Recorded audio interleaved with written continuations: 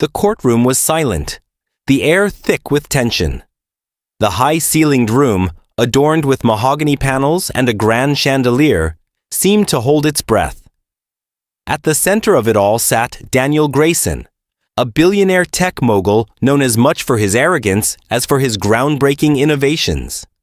His sharp suit and perfectly coiffed hair contrasted starkly with the somber atmosphere of the courtroom. Across from him, Judge Evelyn Carter, a black woman with a reputation for her unshakable composure and razor-sharp intellect, presided over the case. The case itself was a high-stakes corporate dispute, but it was Daniel's demeanor that had everyone on edge. From the moment he entered the room, he had refused to stand when Judge Carter entered, a customary sign of respect. His lawyers had whispered frantic pleas, but Daniel had merely smirked, leaning back in his chair as if he owned the room. The gallery murmured in shock, but Judge Carter's expression remained impassive.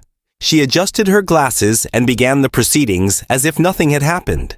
As the hearing progressed, Daniel's arrogance only grew. He interrupted the judge, dismissed his own legal team's advice, and even rolled his eyes at opposing counsel. Judge Carter, however, remained calm, her voice steady as she addressed him. "Mr. Grayson," she said, her tone firm but measured, "this court expects a certain level of decorum. I suggest you adhere to it." Daniel leaned forward, a mocking smile playing on his lips. "With all due respect, Your Honor," he said, though his tone suggested anything but. "I don't see the need for theatrics. Let's just get this over with." The room gasped. Even his lawyers looked horrified. Judge Carter's eyes narrowed slightly, but she didn't miss a beat. "Very well," she said. "Let's proceed." What happened next would leave everyone in the courtroom stunned. The hearing took an unexpected turn when Judge Carter revealed that she had uncovered evidence of Daniel's company engaging in unethical practices. Practices that went far beyond the scope of the current case. She presented documents showing that Daniel had knowingly allowed his company to exploit vulnerable communities, manipulating data, and bypassing regulations to maximize profits. The evidence was damning, and Daniel's confident facade began to crack. "This is outrageous," he shouted, slamming his fist on the table. "You have no right to bring this up here." Judge Carter remained unflinching. "Mr. Grayson, this court has every right to address matters of public interest, especially when they involve blatant disregard for the law and human dignity." Daniel's lawyers scrambled to respond, but the damage was done. The gallery buzzed with whispers, and even the bailiffs exchanged stunned glances. Daniel, realizing the gravity of the situation, tried to backtrack. "Your Honor, I assure you, these allegations are baseless. I demand a recess to address this properly." Judge Carter leaned forward, her gaze piercing. "Denied. We will proceed." As the hearing continued, Judge Carter methodically dismantled Daniel's defense. She called forth witnesses who had been silenced by his company's non-disclosure agreements, their testimonies painting a grim picture of corporate greed and exploitation. Daniel's arrogance began to waver, replaced by a growing sense of panic. He tried to interrupt, to object, but Judge Carter shut him down at every turn. Finally, as the hearing drew to a close, Judge Carter delivered her ruling. "Mr. Grayson," she said, her voice resonating through the courtroom, "your actions have demonstrated a profound lack of respect, not just for this court, but for the principles of justice and equality. I am ordering an immediate investigation into your company's practices, and you will be held accountable for any wrongdoing." Daniel's face turned ashen. He opened his mouth to protest, but no words came out.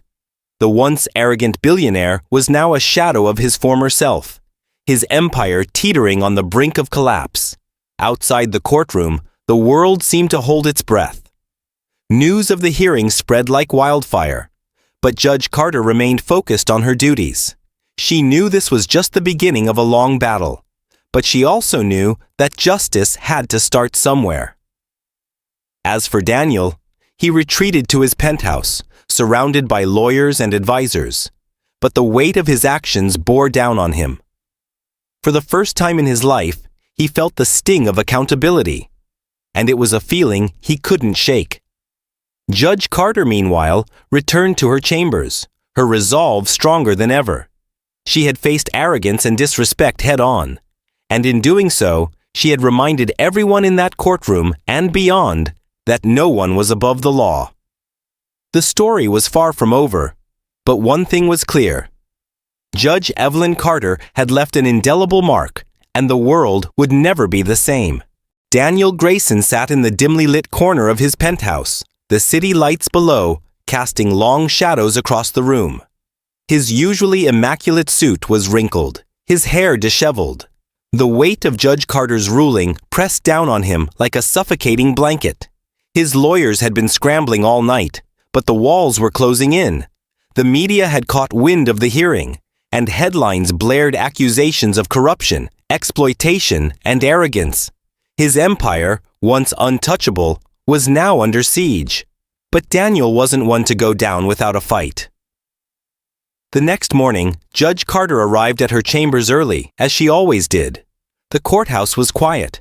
The halls empty, except for the occasional janitor or security guard. She unlocked her office, set down her briefcase, and began reviewing the day's cases. But as she reached for her coffee, she noticed something unusual. A sealed envelope on her desk, marked "Confidential." Her instincts kicked in. She carefully opened the envelope and pulled out a single sheet of paper. The message was brief but chilling. "You've made a powerful enemy, Judge Carter. Drop the case or face the consequences." She stared at the note, her mind racing. It wasn't signed, but she didn't need a name to know who it was from. Daniel Grayson had crossed a line. Meanwhile, Daniel was already plotting his next move. He had called an emergency meeting with his most trusted and ruthless advisors. Among them was Victor Kane, a shadowy figure known for handling delicate situations. Victor had no official title within Daniel's company, but his presence alone was enough to make even the most hardened executives uneasy. "We need to discredit her," Daniel said, pacing the room. "Dig up anything you can. Past cases, personal life, I don't care. Find a weakness and exploit it." Victor leaned back in his chair, a cold smile playing on his lips. "Consider it done." Judge Carter, meanwhile, wasn't about to be intimidated. She reported the threat to the authorities and increased her security detail, but she refused to back down. If anything, the note had only strengthened her resolve. She knew Daniel was desperate, and desperate men made mistakes. Her next move was calculated. She issued a subpoena for Daniel's financial records, including offshore accounts and shell companies. The request was broad, designed to uncover every hidden corner of his empire. When Daniel's lawyers received the subpoena, they were furious. They filed a motion to quash it. But Judge Carter denied their request without hesitation. "The court has a duty to ensure transparency," she stated firmly during the hearing. Mr. Grayson's attempts to obstruct this investigation only reinforced the need for scrutiny. Daniel, watching from the gallery, clenched his fists. He had underestimated her, and now he was paying the price. But Daniel wasn't done. Victor Kane had been busy, and within days, a smear campaign against Judge Carter began to take shape. Anonymous sources leaked stories to the press, accusing her of bias and misconduct. Social media was flooded with hashtags like #Carter corruption and #Justice for Grayson. The allegations were baseless, but they spread like wildfire, fueled by bots and paid trolls. Judge Carter's phone rang incessantly, reporters demanding comments, colleagues expressing concern. Even a few death threats. She remained calm, refusing to engage with the chaos. Instead, she focused on the case, determined to see it through. The tension reached a boiling point when Daniel decided to take matters into his own hands. He arranged a private meeting with Judge Carter, bypassing her security detail through a series of bribes and threats. When she entered her chambers one evening, she found him waiting for her, his expression a mix of anger and desperation. "You think you've won," he said, his voice low and dangerous. "But you have no idea what you're up against." Judge Carter didn't flinch. "This isn't a game, Mr. Grayson. This is the law, and you will answer for your actions." Daniel stepped closer, his eyes blazing. "You're making a mistake. I have resources you can't even imagine. I can ruin you." "You can try," she replied, her voice steady. "But I won't be intimidated." For a moment, they stood in silence, the air between them crackling with tension. Then Daniel turned and walked out, slamming the door behind him. The next day, Judge Carter issued a restraining order against Daniel, citing his threatening behavior. She also expedited the investigation into his company, assigning a team of federal agents to oversee the process. The media, now aware of Daniel's attempt to intimidate her, began to shift their tone. Public opinion turned against him, and even some of his allies started to distance themselves. But Daniel wasn't one to surrender. He doubled down on his smear campaign, using his wealth and influence to pressure politicians and media outlets. He even filed a lawsuit against Judge Carter, accusing her of judicial misconduct. The move was a long shot, but it bought him time, and time was all he needed to regroup. As the battle raged on, Judge Carter found herself facing another challenge. Her son, a college student, began receiving threatening messages. The harassment escalated quickly, culminating in a break-in at his apartment. Thankfully, he wasn't home at the time, but the incident shook her to her core. She knew Daniel was behind it. It was his way of sending a message. No one was off limits. But Judge Carter refused to be broken. She arranged for her son to stay with relatives and increase security around her family. She also reached out to a trusted friend in the FBI who promised to investigate the threats. The final showdown came during a televised hearing. Daniel, now visibly worn down, sat at the defense table, his lawyers scrambling to defend him. Judge Carter, calm and composed, presided over the proceedings with unwavering authority. When the time came for her to deliver her final ruling, the courtroom was packed. Cameras flashed, and reporters leaned forward in their seats, eager to capture the moment. "Mr. Grayson," Judge Carter began, her voice clear and commanding, "your actions have demonstrated a blatant disregard for the law, for ethics, and for human dignity. The evidence against you is overwhelming, and your attempts to obstruct this investigation only compound your guilt." Daniel's face was a mask of fury, but he said nothing. "I am therefore ordering the immediate seizure of your company's assets," she continued, "and you will be held in custody pending further investigation. This court will not tolerate corruption, intimidation, or abuse of power." The gallery erupted in gasps and murmurs. Daniel's lawyers protested, but their objections were overruled.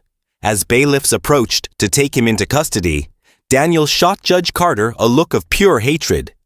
"This isn't over," he hissed. "Yes, it is," she replied, her gaze unwavering. In the weeks that followed, Daniel's empire crumbled. His assets were frozen, his allies abandoned him, and the public turned against him. Judge Carter, meanwhile, became a symbol of justice and resilience. Her actions inspired others to stand up against corruption, and her name was whispered with reverence in courthouses across the country. But Judge Carter knew the fight wasn't over. Men like Daniel Grayson didn't disappear easily, and the scars of their battles ran deep. Still, as she sat in her chambers one evening, sipping her coffee and reviewing the day's cases, she allowed herself a small smile.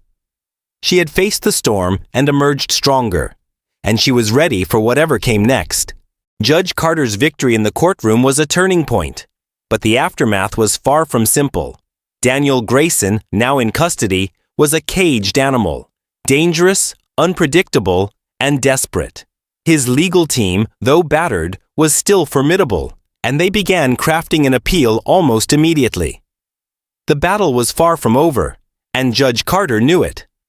One evening, as she was leaving the courthouse, Judge Carter noticed a black sedan parked across the street. The windows were tinted and the engine was running. She paused, her instincts on high alert. Her security detail, a pair of seasoned officers assigned to her after the threats, stepped closer. "Everything all right, Judge?" one of them asked, his hand resting on his holster. "I'm not sure," she replied, her eyes never leaving the car. The sedan's door opened and a man stepped out. He was tall, with sharp features and a tailored suit that screamed money. It was Victor Kane, Daniel's fixer. He approached slowly, his hands raised in a gesture of peace. "Judge Carter," he said, his voice smooth but laced with an edge. "A word, if I may?" The officers moved to intercept him, but Judge Carter raised a hand. "It's all right. Let him speak." Victor stopped a few feet away, his cold eyes locking onto hers. "Daniel Grayson wants to make a deal." Judge Carter crossed her arms. "This isn't a negotiation. He's been found guilty, and he'll face the consequences." Victor smirked. "You're a smart woman, Judge, but you're also a practical one. Daniel has information, names, dates, transactions, things that could bring down a lot of powerful people. He's willing to share it, for the right price." She narrowed her eyes. "And what's the price?" "Immunity," Victor said simply. "Drop the charges, and he'll give you everything." Judge Carter didn't hesitate. "No deal. If he has information, he can share it with the authorities during his sentencing, but he doesn't get to dictate terms." Victor's smirk faded, replaced by a cold, calculating stare. "You're making a mistake. This isn't just about Daniel. There are people who won't take kindly to you digging too deep." "Is that a threat?" she asked, her voice steady. "It's a warning," he replied. "You've made enemies, Judge. Powerful ones. Tread carefully." With that, he turned and walked back to the sedan, leaving Judge Carter standing on the courthouse steps. The officers exchanged uneasy glances, but she simply straightened her shoulders and headed to her car. The next few weeks were a whirlwind. Daniel's trial became a media circus, with every detail scrutinized by the public. Judge Carter, meanwhile, found herself under increasing pressure. Anonymous tips flooded her office, some containing valuable information, others designed to mislead. She received more threats, both overt and subtle, but she refused to back down. Then, one night, the unthinkable happened. Judge Carter was working late in her chambers when the power went out. The sudden darkness was disorienting, and she reached for her phone to use as a flashlight. Before she could turn it on, she heard the sound of breaking glass. Her heart raced as she realized someone had broken into the courthouse. She grabbed the panic button on her desk, alerting security, but she knew they wouldn't get there in time. She moved quickly, locking the door to her chambers and crouching behind her desk. The sound of footsteps grew closer, and she held her breath. The door handle rattled, then stopped. For a moment, there was silence. Then, a voice, low and menacing, spoke through the door. "Last chance, Judge. Walk away, or this ends badly." She didn't respond, her mind racing. The footsteps retreated, and soon after, the power came back on. Security arrived moments later, but the intruder was gone. All that remained was a single note, slipped under her door. "You can't win this fight." The incident shook her, but it also solidified her resolve. She knew she was close to uncovering something much bigger than Daniel Grayson, a web of corruption that reached into the highest levels of power, and she was determined to expose it. The final blow came during Daniel's sentencing hearing. He stood before the court, his arrogance replaced by a hollow defiance. Judge Carter, her voice steady and unwavering, delivered her verdict. "Daniel Grayson, your actions have caused immeasurable harm. You have exploited the vulnerable, manipulated the system, and shown a complete disregard for the law. For these crimes, I sentence you to 25 years in federal prison, with no possibility of parole." The courtroom erupted in murmurs, but Judge Carter wasn't finished. She turned to address the gallery, her gaze sweeping over the assembled reporters, lawyers, and spectators. This case is about more than one man's crimes. It's about accountability. It's about justice. And it's about sending a message to those who think they are above the law. No one is untouchable. As Daniel was led away in handcuffs, Judge Carter felt a sense of closure, but also a sense of foreboding. She knew this was just the beginning. The fight against corruption was far from over, and the enemies she had made would not forget her. But as she left the courtroom that day, her head held high, she knew one thing for certain. She had done the right thing, and no matter what challenges lay ahead, she would face them with the same courage and determination that had brought her this far. The story of Judge Evelyn Carter and Daniel Grayson was over, but the legacy of her fight for justice would endure. And in the end, that was all that mattered. As we close this gripping tale of justice, power, and resilience, I want to turn to you, the audience.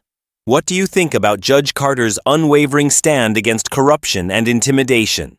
Do you believe she made the right choice by refusing to back down, even when faced with threats and personal danger? Or do you think there's more she could have done to protect herself and her family while still pursuing justice? Let me know your thoughts in the comments below. I'd love to hear your perspectives on this story and how it resonates with you. Did it inspire you? Anger you? Make you think about the world differently? Your opinions matter, and I can't wait to read them. And if you enjoyed this story and want to see more like it, don't forget to subscribe to my YouTube channel. I create content that dives deep into compelling narratives, explores complex characters, and sparks meaningful conversations. Hit that subscribe button and turn on notifications so you never miss a video. Together, let's keep exploring stories that challenge, inspire, and entertain. Thank you for watching, and I'll see you in the next video.